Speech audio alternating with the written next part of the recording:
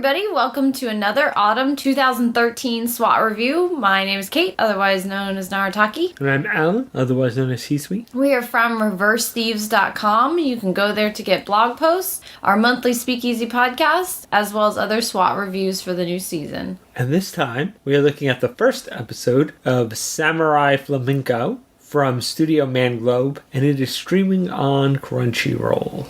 And it's a, amateur superhero, modern day Japan, and this kind of young guy who has all these, heroes and dreams from his childhood. He decides that he wants to be a superhero, but so far he's starting with really low level, hey, stop smoking where you're not supposed to be smoking and don't litter. He is not Bruce Wayne.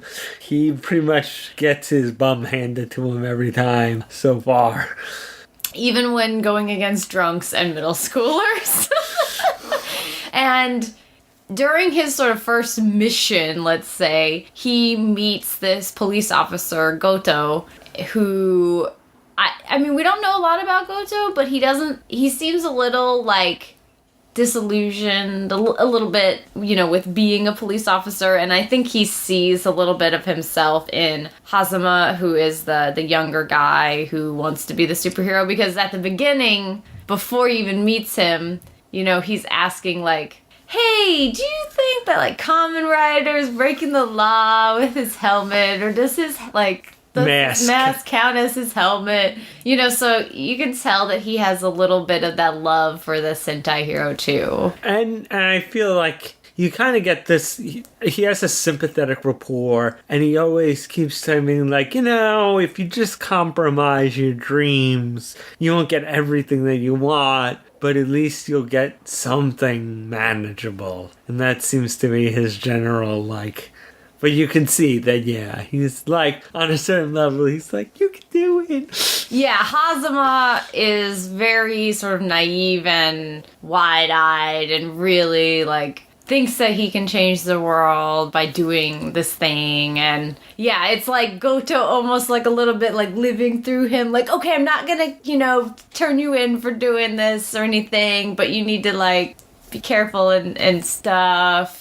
But you can tell that he wants to support him, I think, in what he's doing. I loved the rapport between the two of them. I thought that they had this, kind of almost instantly funny friendship, a little, odd couple-y. And there's just this great scene where Hazama has this amazing apartment, super ritzy and everything, because he's a model and he's been put up there, but he has this, Sentai superhero collection of stuff.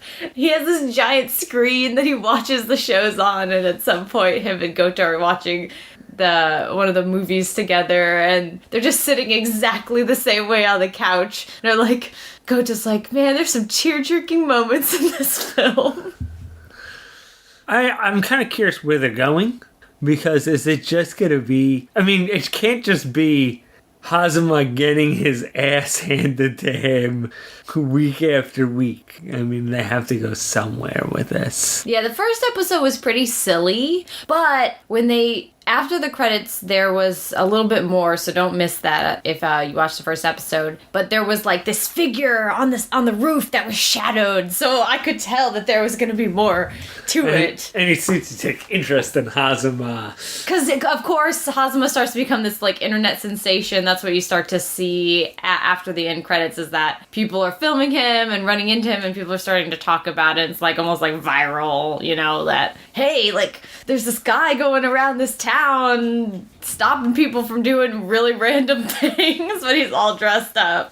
Yeah, I'm also curious. I felt like it doesn't totally hint at where it's going, and it could be kind of wacky and crazy the whole time, or it could get a little dark. I don't really know, but I think the thing that sells the first episode is sort of the relationship between Goto and Hazama, and if you enjoy that, and I think that's what it'll sell you on, but where it's going further, I don't really know. I'm still curious. Part of me just wonders. Goto apparently has a girlfriend who he has a long-distance relationship with. Part of me is wondering if she's actually, secret, whatever her job she says it is. Part of me believes that she's secretly like a evil super genius, and now she will be like the final boss of the show. Yeah, like, will there be actual villains? Because there is this one moment where Hazama says, there's evil in this town. And of course he's very dramatic all the time in his way. So it's like, wait, is there really evil in this town? Or is he just being his normal, like, melodramatic self? So, like, he does have a dead grandfather. Maybe his grandfather got involved in things, beyond our reckoning so far. And it's not also clear yet if people have, since we haven't seen really anybody like a villain or anything like that, I don't know yet if there's going to be like actual superpowers or if it's more just vigilanteism, and it's totally not clear. But I liked what we were seeing, I liked where we were going, but I don't know where that is, and it's kind of exciting, I guess, because how often do you feel like, oh man, I don't know where they're going. Let's just enjoy the ride. And there's no like manga to spoil yourself on, since it's an original Nakamura work. So it'll be interesting to see where they go with this. All right, see you guys next time.